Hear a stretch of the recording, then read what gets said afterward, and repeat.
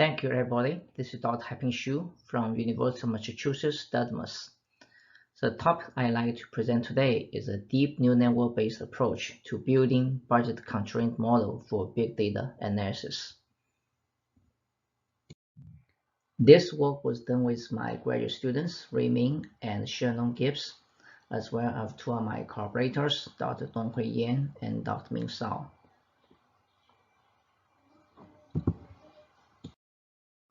Here is the outline. We first mention the motivation of this research and the background. Then we introduce the model cost and the budget constraint models. We use example to show how to identify the least important input feature in a deep neural network and derive deep neural network-based budget constraint models. We present algorithms to show how to generate a list of budget constraint models so user can select the most suitable one based on a given budget. Finally, we present two case studies and mention the conclusions and future work.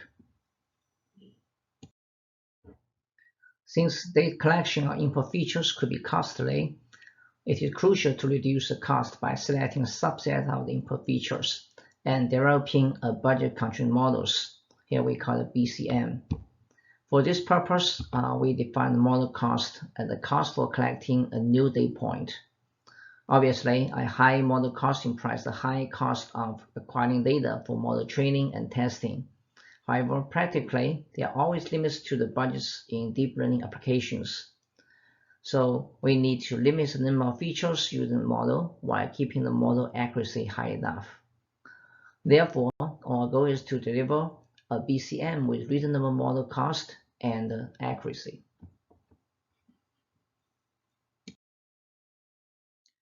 Since the collection, purchase, and storage of data on different features may incur different feature cost, we define F as a set of key input features of a model phi F. So the model cost is defined as a summation of the cost of all input features. So we formalize the problem as an optimal problem to achieve the maximum accuracy while maintaining the model cost and a given budget B. Here is a general idea. We start with all measurable input features and a list of predefined budget levels. For each budget, we remove the least important input features until the model cost is within the budget. Once the least important features are removed, the remaining features can be used to develop a new classifier. Obviously, the new model will be less accurate. However, the cost of collecting data can be significantly reduced. Here is an example. We start with 12 measurable input features and 6 budget levels. For each budget level, a number of input features are removed, so the model cost will be within the budget level. For example, with a budget level of $3,000, the input feature 3679 are removed, which makes the model cost below $3,000. Once we have developed such a table with a given budget and required accuracy, we can find the most suitable model from the table. For example, if the given budget is $1,750 and required model accuracy is 0.94, then we should choose the model phi 4 to meet these requirements. The framework for generating BCM and a given budget is presented on this slide. For any raw data, we first need to pre-process them and retrieve the needed fields in the desired format. Any outlines also need to be removed from the dataset. The dataset is then split into a training dataset and a testing dataset. We extract all the features from the dataset to build the first model. After the model is fully trained, we check if the model cost is higher than the given budget. If the answer is yes, we find the least important feature, remove it, and create a new model using the remaining features. This procedure is repeated until the model cost becomes less than or equal to the given budget. In this case, the testing dataset is used to calculate the expected model accuracy. Finally, the model is recorded as the resulting BCM for the given budget.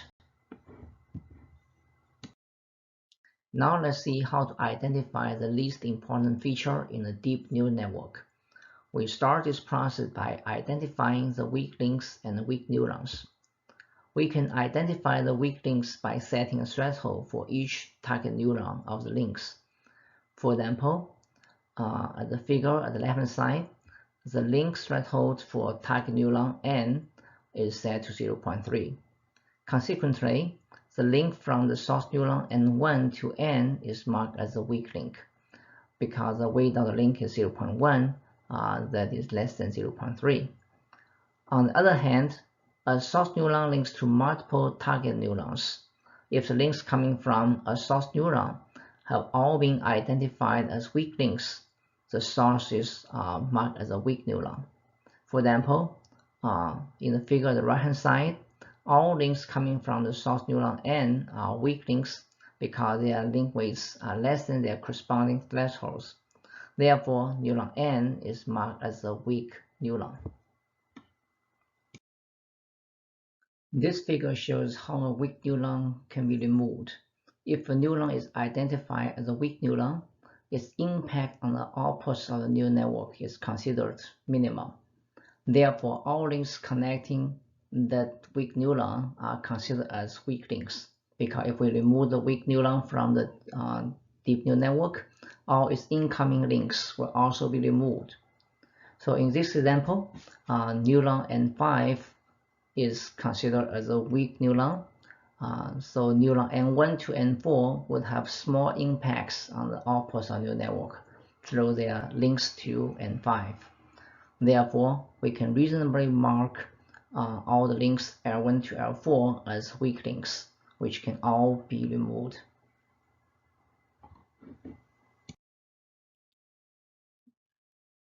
This figure shows a complete example of a deep neural network with 4 layers, including 2 hidden layers. There are 3 input neurons, N11, N12, and N13, which correspond to 3 input features. All neurons except input neuron have been assigned thresholds.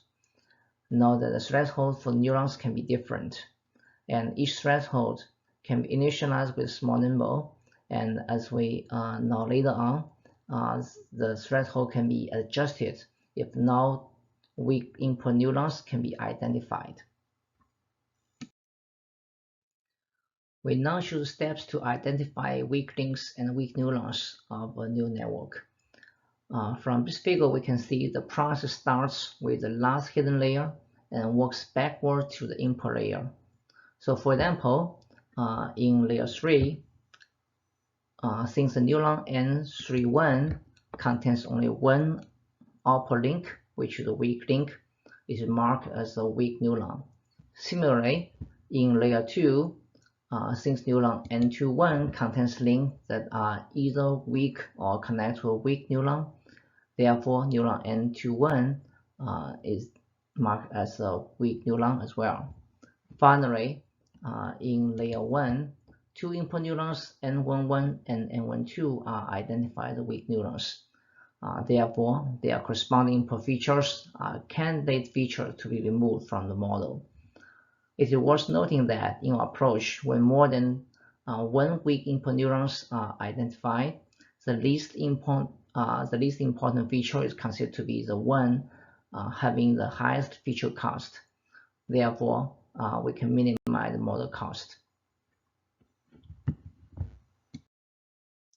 This slide shows the procedure of finding the least important feature. As shown in this algorithm, we initialize the threshold for a neuron N with a small value delta N, and this small value delta N can be increased later on if there is no weak neurons identified in the input layer. Once we are able to identify the least important input feature in the deep neural network, we can generate a deep neural network model that satisfies the budget requirement. So the algorithm 2 shows the procedure to generate a BCM given budget level B, and the model is returned as a result. Developing a deep learning model and a specific budget may possibly result in failing to achieve the required predictive accuracy, or wasting money on unnecessary features. Therefore, we need to trade off between various budget levels and requires predictive accuracy for a suitable cost-effective deep learning model.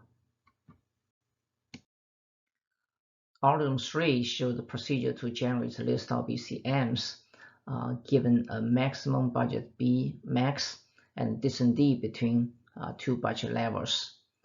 Each generated BCM satisfies the minimum accuracy requirements as well as corresponding budget requirement.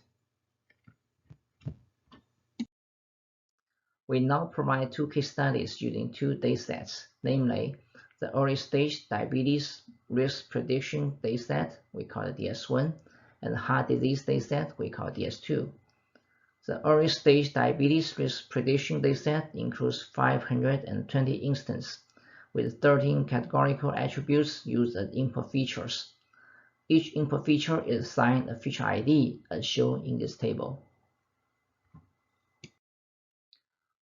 The table on this slide shows the list of BCMs generated using our approach, where the features are represented by the feature ID as defined in the previous table.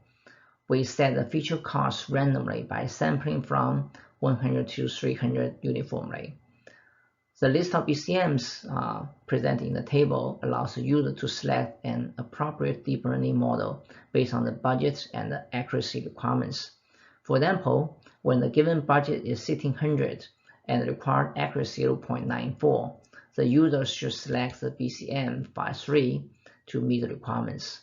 On the other hand, if the required accuracy becomes 0.95, then the user will have to increase the budget to 1900 and select the first model 51 to meet the new requirements. To demonstrate the expected performance of our approach, we compared with two different approaches, namely the cost-based approach and the random selection approach. With the given features and the cost function, the cost-based approach always removes the most expensive feature first to make the model cost decrease quickly, while the random selection approach randomly removes a feature each time to reduce the model cost. So from the figure, we can see that our approach outperforms the other two approaches at each budget level, while the cost-based approach was better than the random selection approach in most of the cases. The cost-based approach will generally perform better than the random selection approach as more features could be kept for a given budget, potentially leading to a higher accuracy. However, the cost-based approach may also mistakenly remove the most expensive feature that is also an important one. This is the reason why the cost-based approach cannot perform as well as our approach. To further demonstrate that our approach leads to a higher degree of model accuracy than the other two approaches, we conduct experiments using the three approaches by removing only one feature at a time. So from the figure, we can see that our approach consistently achieves the highest model accuracy than the other two approaches.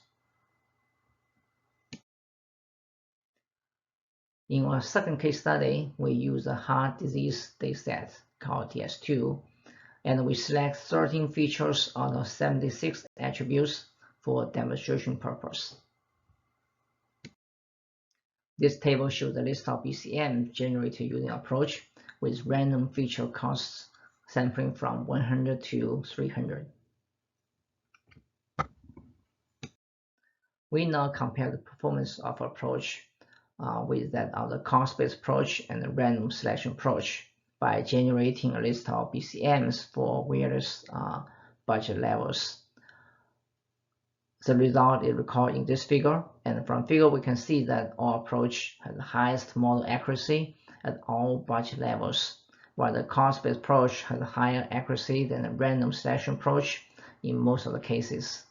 So these results are consistent with those from the previous case study.